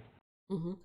And I did catch a little bit of commentary in this scene towards the end, one of the musical sequences. Do I have to do this all over again? Which I think is just a commentary on how like repetitive they wanted their music to be. And I was like, holy Yeah. cow, is this a commentary on how like they don't want to play these same songs over and over again? Yeah, it's like um that song I think Peter said once is like it acted like kind of like a kind of commentary on like, spiritual enlightenment, but also like, the where the monkeys were at the time, like the absolute monotony of like their schedule and like making music and just their careers as a whole. And like that ties into the film's themes of like wanting to break away from routine and wanting to go into something new. And I don't know, this film is a very simple message at its heart. It's Mm. like going, you know change is a good thing, and like people shouldn't be boxed into like the corners that society gives them. The monkeys being entertainers and musicians. Um, so at heart, the film's message is quite universal, but the way it does it is quite like absurdist and very um, I guess all over the place in a way. But yeah, Mm. there are a couple scenes where I caught some symbolism, or at least perceived symbolism. But there's that scene where like they have all like the crowd, like rushes the stage and like they turn into mannequins, and I think that Mm. that is kind of a commentary on how they had to put up this facade on stage, because like they weren't really like Yeah. that, but they just wanted them to be the characters that they were on screen, like. Well, yeah, and like these these girls in the audience, they don't view them as humans; they view them as objects of affection. So like them either as mannequins or them as actual people doesn't make a difference to them, because it's just their affection they want to place onto them rather than them wanting to know them as actual people. You know. Yeah. Um, and I think that the purpose of like the whole Vietnam War contrast footage was to show like while this kind of not mundane but kind of trivial concert is happening where all these girls are screaming and stuff like that, there's actual like real issues and real stuff that's happening that people are being so distracted to because of the entertainment industry and stuff like that.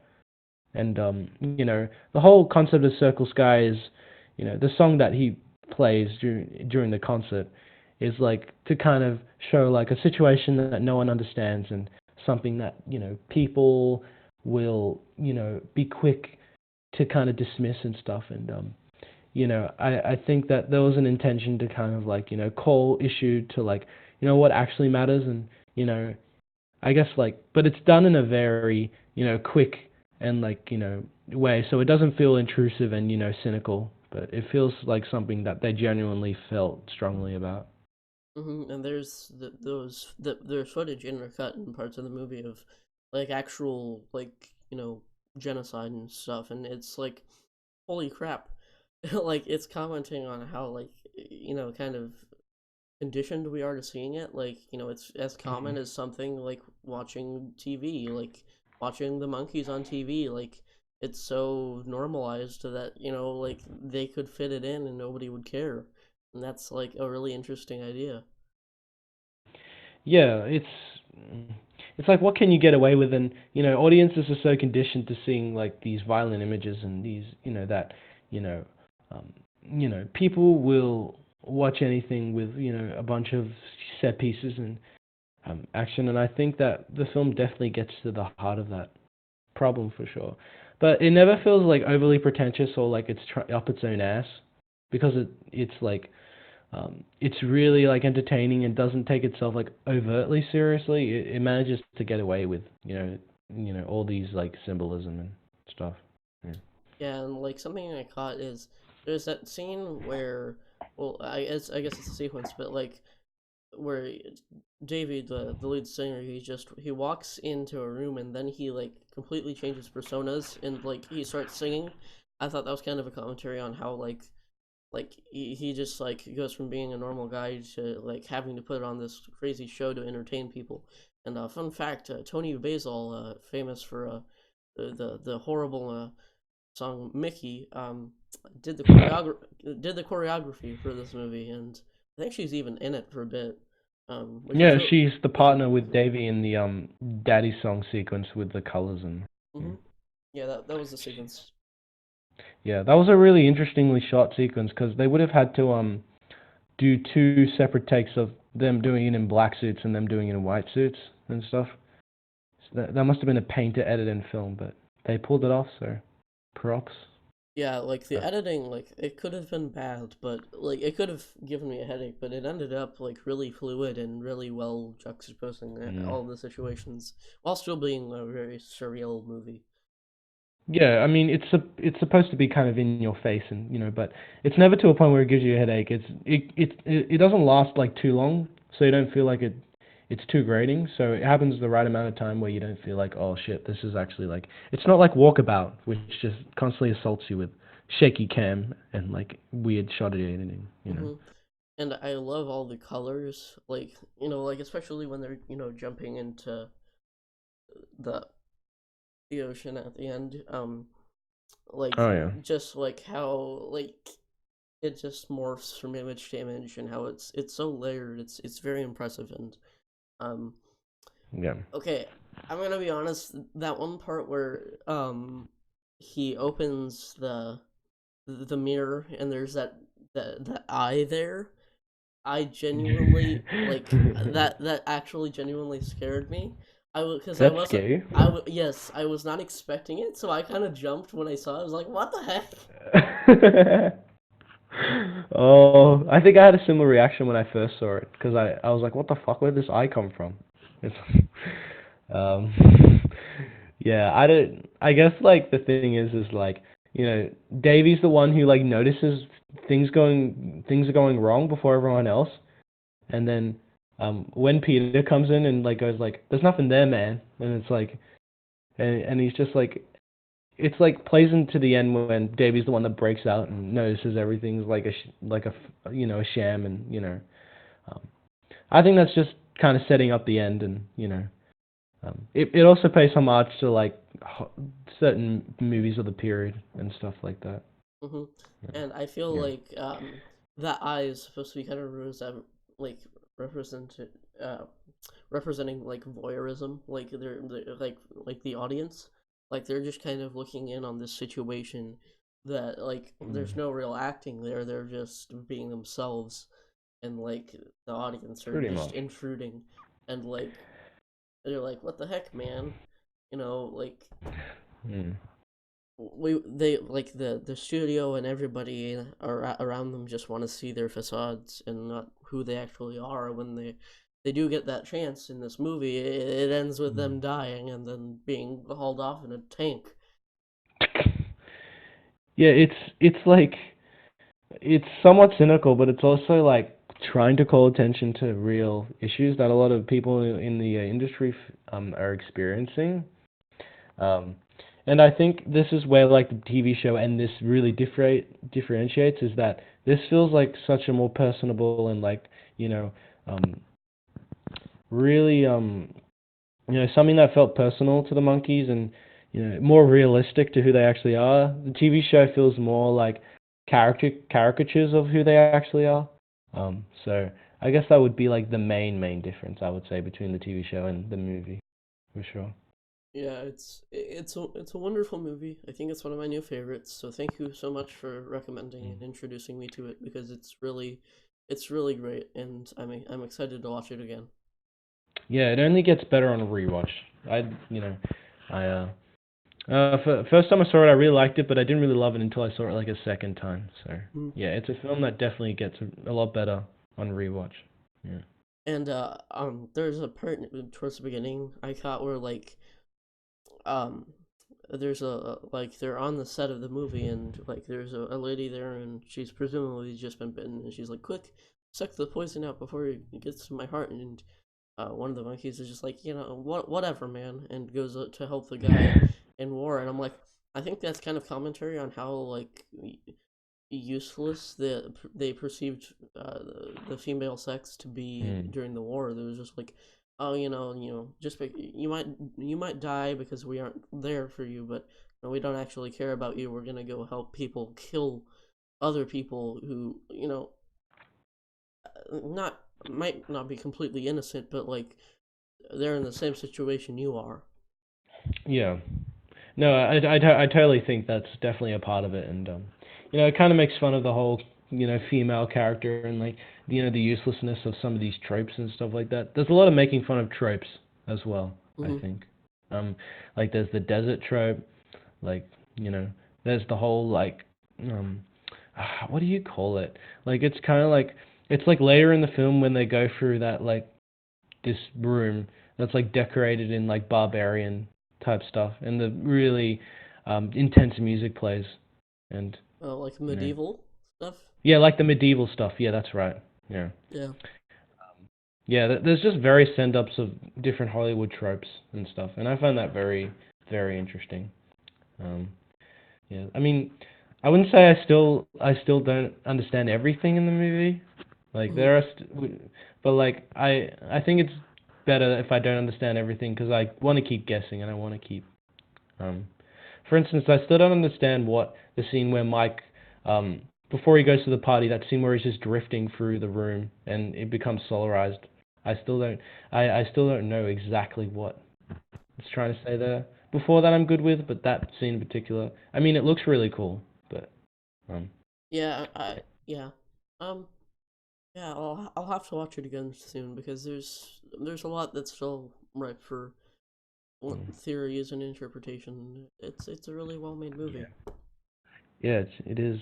Um, oh, just curious, where did you watch this? Was it on the Criterion Channel? Or was it somewhere else?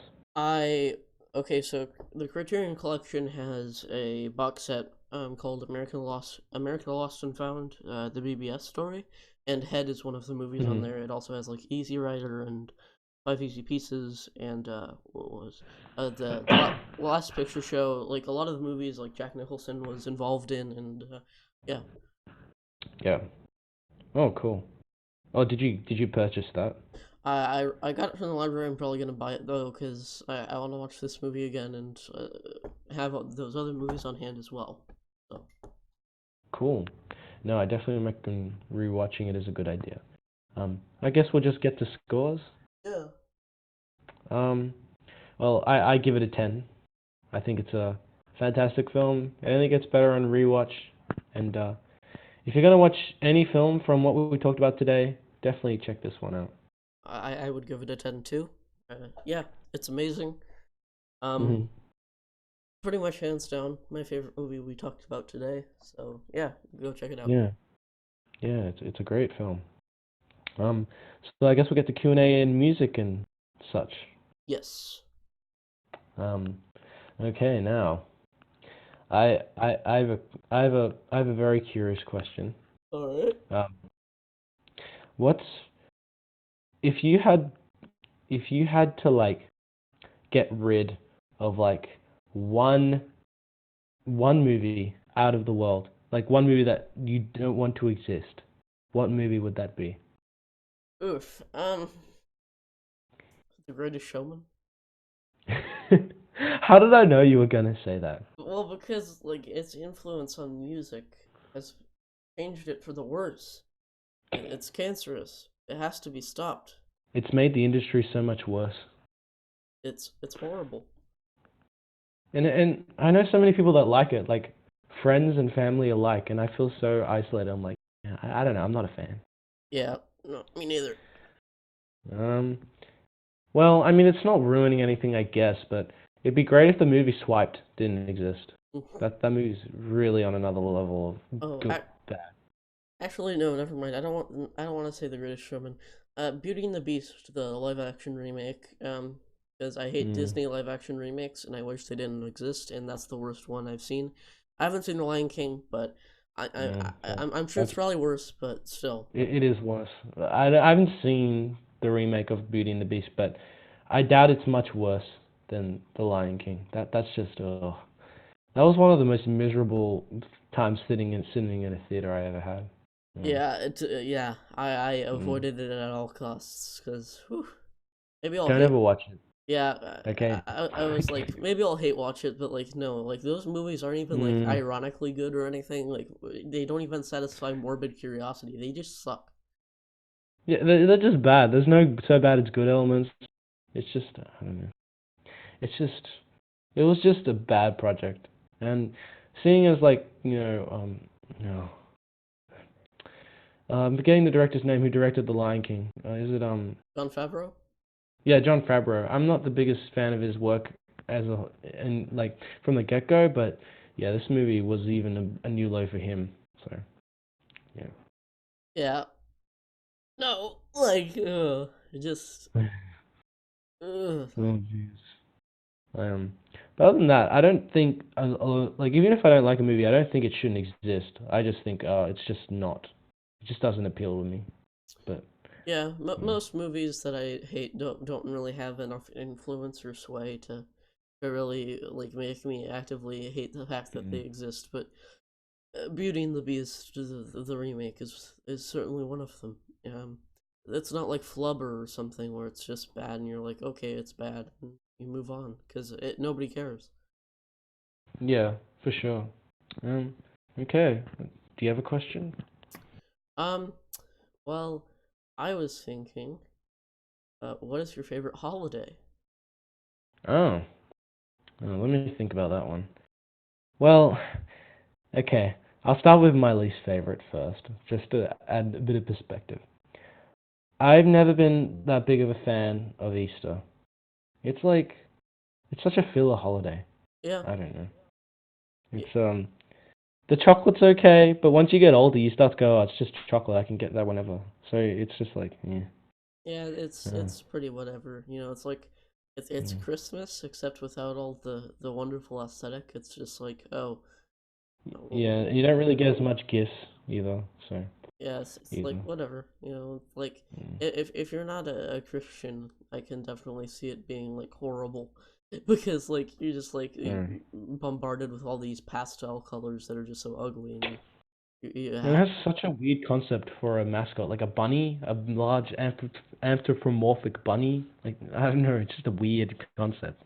It's like, personally, yeah, I wouldn't want a bunny touching my candy. I don't want to get like oh. infected with something. I don't know. Yeah, as a kid, even I was like, yeah, I don't know if I like a bunny giving me chocolate. That seems a bit, seems kind of dangerous. Then again, holiday mascots as a whole are kind of a sketchy concept, considering like Mm. old fat guy breaks into your house every year, and eats your cookies. Even as a kid, I was like, he just breaks into my house. Like, I mean, all right. he only takes your cookies, which I would personally be Mm. very mad about. But you know, I used to be mad about the fact that I couldn't eat them. Like, I was like, oh, why can't I eat them? It's like, oh, because Santa's gonna have them, and it's like, yeah. Anyway, this is why my family makes extra so we can eat them. But uh, that's fair enough. yeah, Um, but my favorite holiday is a tie between Christmas and Halloween. Like, probably. It's hard for me to choose between the two, but oh, it's actually Halloween today over here, technically. all So right, right, it's Halloween now. fun So times. spooky. I don't know what I'm gonna do for Halloween this year. I'm not dressing up or Mm. anything because I've kind of Well, outgrown it, but it's still my fun to be friend, out. my friend mentioned a party, but I'm not sure if that's happening or like if I'm gonna go. If not, I might go to the director's cut screening of Midsummer, which I It's know is worth happening. seeing. Yeah, so I might maybe I'll cut my losses and just go to the screening of that. But yeah, we'll see. We'll see. Yeah, I would like still walk around the neighborhood because it's fun to soak up the scenery, but it's super cold and wet and rainy and actually snowy over here. So Yeah. not gonna happen. So I'll probably just stay inside and watch some horror movies because Yeah, it's pretty much the opposite here. It's like becoming summer here. dang, like Yeah. I'm a fan of the cold, so I don't know. I like it here, but I know like everybody around me is just like, oh, it's so cold. Hmm. No, that's very fair.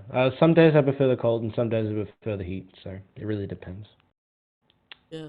I mean, I occasionally like I like warm weather. I don't like hot weather. Mm. Like depends on the humidity, right? If it's like such high humidity, hot weather just sucks. Yeah, yeah. Like, but yeah, it's not great. But yeah, definitely Christmas or Halloween. Those are my tie. And you think with that, I would really love The Nightmare Before Christmas, but I just think it's a decent movie. Ugh, Yeah. ugh, What? sacrilege. Ugh.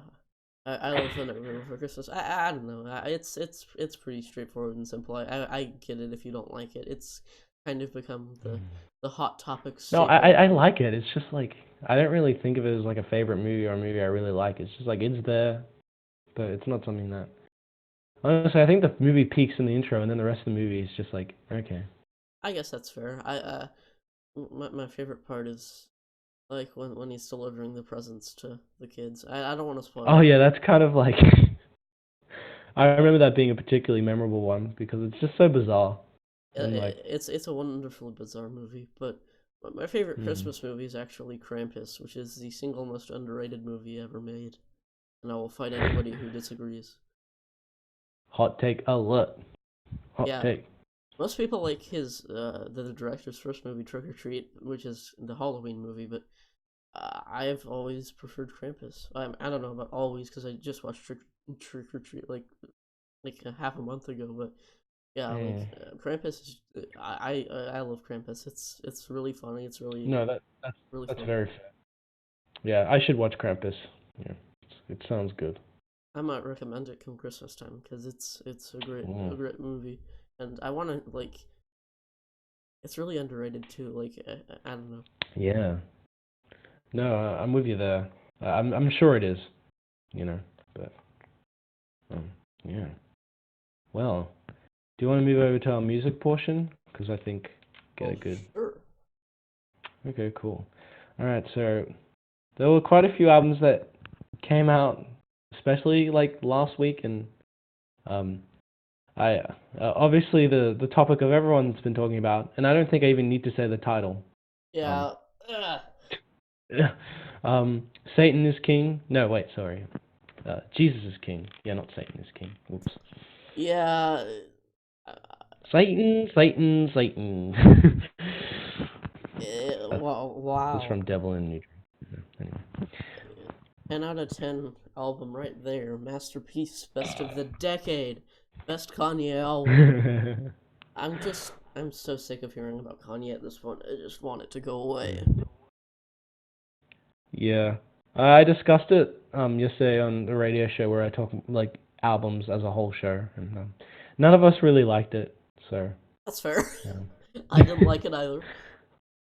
yeah, we were all like, there's some like highlights here and there, but overall it's just a bit of a misconceived project. And I think that a lot of the ideas he puts forward are like good in concept, but like he doesn't really do much with them, so it just feels like, oh, all right, this happened. Yeah. Yeah, I don't know.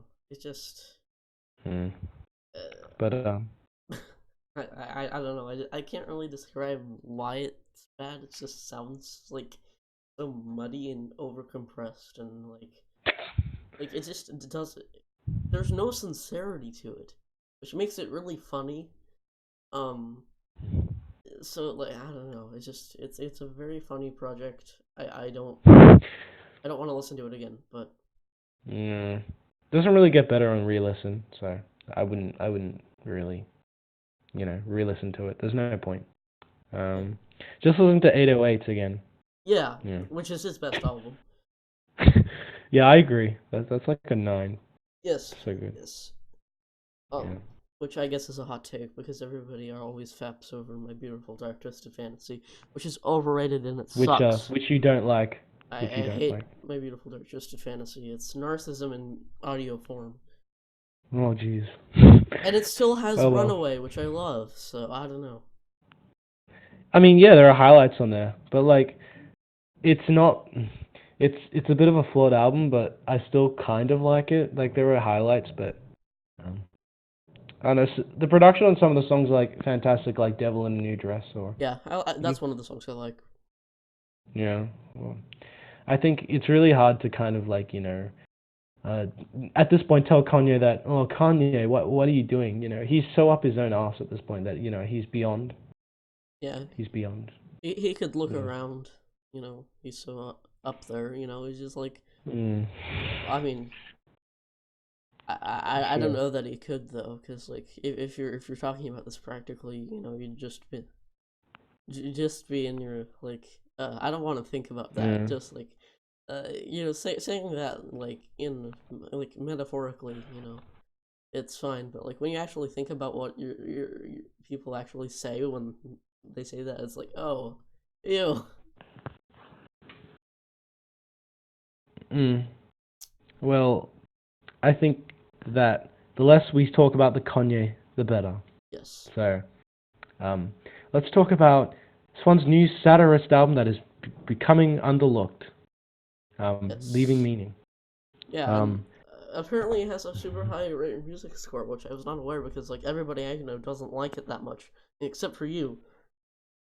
yeah, I know. I like it quite a bit. I think that it, some songs I like more than others. I think it's a tad inconsistent, but I think the songs that work fantastically well. Like I'm talking like best of 2019 material. Well, like Yes, yes, um, Sunfucker. What a great song. Absolutely yes, love it. yes. Um, Um, my I, favorite part of the album is when he says "fuck me" at the end of Sunflower. I'm so sorry, Sunfucker, and then it just ends. Just ends. yeah, it's perfect. It's like, whatever. These kids don't know what they're talking about. Like, well, Mm. it's like the ramblings of Michael Dura, and it's wonderful. I love just hearing old farts ramble, and it's like I don't know. Mm. And yet he rambles, and he still has the gall to be like hilarious and like still really creepy and scary. Like it's Yeah, really it's menacing. it's a very strange dichotomy the way he mixes those two moods, Hmm. and I think that I think people tend to overlook the fact that it's very it's creepy, but it's also like quite as you said, it's quite funny, and the instrumentals have a lot going on in them, so you can really sink your teeth into like what's happening sonically. Um, I have to say, I don't really like the track The Nub, but I imagine if I listen to it more, it'll grow on me. But I didn't really like that track on first listen. But See, I liked it, but that's just because I'm a Swan stan, and I like pretty much everything they put out. But like, I was like, okay, yeah, this is solid. It's like an 8 out of 10 initially, but like then like I really thought about it, and I really thought about what the title meant. And I'm like, oh, okay, so is this like their commentary on what people who hate swans think swans sounds like?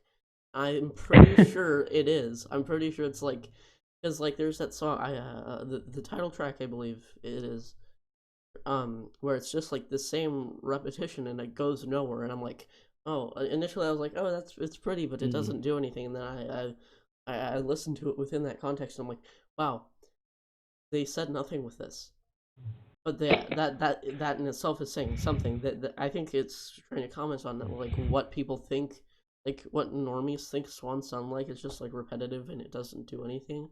And I'm mm, like it's like it's so like there's so much to dissect with how meaningful, ironically meaningful, that like yeah. the songs are. Like I don't know. I really want to write about it, so maybe I'll write a review. But it's a Yes, thoroughly please impressive do so. album. It's my favorite of the year, I would say, just because Mm. it does all of that satirist stuff, while still just being a damn good Swans album. Yeah, totally. I gotta re-listen to it, but it's not an album I can find easy to re-listen to because I gotta A, be in the mood, and two, dedicate an hour and a half, like solid listening. But That's Swans for you. yeah, the albums are quite intimidating, but like they're a great band. I won't deny that. Yeah, Swans are my favorite bands, and when you have their new album coming out on your birthday, it's hard to really not get hyped. I went in cautious, I was like, okay, don't get too excited, but I listened to it, I was like, no, this is amazing. Okay, yeah. Yeah, it's just a good album, I Yeah. think. And Mm. then Kanye Mm. dropped that album and just completely, Just ruined everything. yeah, like, nobody's talking about Swans anymore because Kanye ruined it. Kanye came and released the album he was supposed to release a week ago. It's like, I oh made a god, complete ass out of myself on Twitter. I was just like, oh, ha, ha, ha, Jesus is King it's isn't not coming releasing. out. Yeah, and then it came out, and I was like, oh, crap. Oh damn. I was They I was and someone legitimately said like, expecting oh, it. this is wrong, or like, oh, this was wrong. Yeah, Uh, yeah. yeah. It Yeah. said, you know, like, you look stupid now. I'm like, yep, You look yes stupid I, now. yes I do. That was bad, but Whatever. I was genuinely not expecting it to come out because it's been such a meme for so long, and I wasn't expecting it to like genuinely be a thing, and then it was, and I was like, why? Just Damn, Kanye, you proved me wrong. You know? I didn't want him to prove me wrong though, because I didn't want to hear it, but I listened to it anyways because I'm stupid, and it was bad. Mm. But you know, it's better than anything he's done since 808s. I will argue that. Mm. Um. Drifting, like, focus from Kanye for a second. There are a couple other albums I checked out, like King Princess's new album, which was like kind of mid. Nah, I don't have much to say about that. That was, I didn't listen to it, but I've mm. heard some of her singles previously, and I wasn't really into them. They were Mm. very flat. You know, they didn't really interest me that much. But you know, she has a pretty big fan base, so Yeah, for sure. Um, yeah, like I feel like that's a lot of albums. Like I'll listen to them once and I'll never come back because it just doesn't really like resonate with me. But I don't know. That's a yeah, lot of albums this year. not very interesting. But Mm. whatever. Um, yeah, and I would like to recommend some albums if I could. Sure. Uh, yeah, so um, this is not from this year, but it's just a great album in general. Um, I've been listening to the Allen album. It's not me, it's you. Oh, I've It's heard that album. It's pretty good. Yeah, I like that album. yeah, yeah, it's really good. I've been listening to it quite a bit. It's there's a lot of great songwriting on there and vocals. I really like the playful nature of it, but Mm. with the cynical edge. It's nice. Yeah, LDN is one of Um, my favorite songs. I love that song. oh yeah, 100%. The not fair. Alfie. There's a lot of good stuff on Yeah, yeah. I would recommend there. it too. Yeah, and um, I mentioned this before at one point, I think, but I recommend Junior Senior's album, Don't Stop the Beat, which is a really good alternative dance garage album. I'll have to check it out. Yeah, because I've heard "Move Your Feet." I don't know many people who haven't heard it, but you know, like Mm. I haven't actually heard anything other than that. So yeah, I'll have to check it out. Yeah, it's great stuff. All right, well, do you want a few recommendations for our listeners? Sure. Listen to. I want to like come up with some like really avant-garde like noise crap or something like just like listen to like albums about like listen to Cannibal Corpse or something, which is like brutal death metal, but still like let's see. I'm gonna recommend that people listen to let's go with this fairly obscure noise album that I really love. Sissy Spacek Mm. by Sissy Spacek. It's no, kind of hard to find. It has like a kind of a wolf-like creature on the front cover. Um, Ah, it's really out there, but it's great, and I love it. So check it out. no, I'll take your word for it. Sounds You good. there? Yeah, it's just there's vacuuming in my house, so I apologize to anyone who's hearing a bunch of whirring background. All right. I can't I can't do much about that. Well, Yeah. No. oh well. Did you want to recommend one more or? I'll just recommend The Great Annihilator by Swans because I like to recommend Swans because I like to see people's faces when they have their their heads blown by the excellence. Well, yeah, you can never go wrong with swans. The world needs more swans. Yes. Yeah. Um, yeah. I think that's it for recommendations in terms of music, anyway. Mm-hmm. You want to go on to our movie recommendations? Sure. And I Mm-hmm. for recommendations, uh, I have a bit of a weird one. So yeah, get into it. Okay, I may as well kick it off. So, I think it'd be interesting. Um, I know it's not the most weirdest movie out there, I imagine, but I'd be very curious to see the movie Sex, Lies, and Videotape by Steven Soderbergh. Yeah, yeah, Yeah, that looks interesting. So yeah, yeah. I've been wanting to see that one for a while too. So yeah, cool. I'm going yeah. to be recommending something a little different. Yeah, it's actually a short film I saw recently, so it's not like something I'm unfamiliar with. But it's a short. It's an animated short from 1974 called Hunger. Oh, It's one of the first computer animated shorts out there, and it or just computer animated things in general. Um, it's very disturbing, but it's great, and yeah, I'm excited to talk about it because it's only like 10 minutes, and it's on YouTube, but hmm. it's really interesting. And there's Yeah. a What lot. what year was that released in? 1974. I think it's directed by Ah. Peter Foldis, I believe. Um, Oh, okay. Yeah. it, No, awesome. yeah, it's some weird stuff, but it's great. So I'll take your word for it. I'll definitely have to check it out. Yeah. yeah. All right. Cool. Well, thank you for tuning Um. in to our 10th episode of Diabolicast. Yeah. I feel like we covered a lot of ground. Yeah. You know. Um. We had a lot of laughs, a lot of discussion. You know.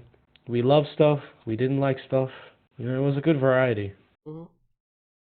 Um. Yeah. Uh, yeah, so next week we'll be doing those films.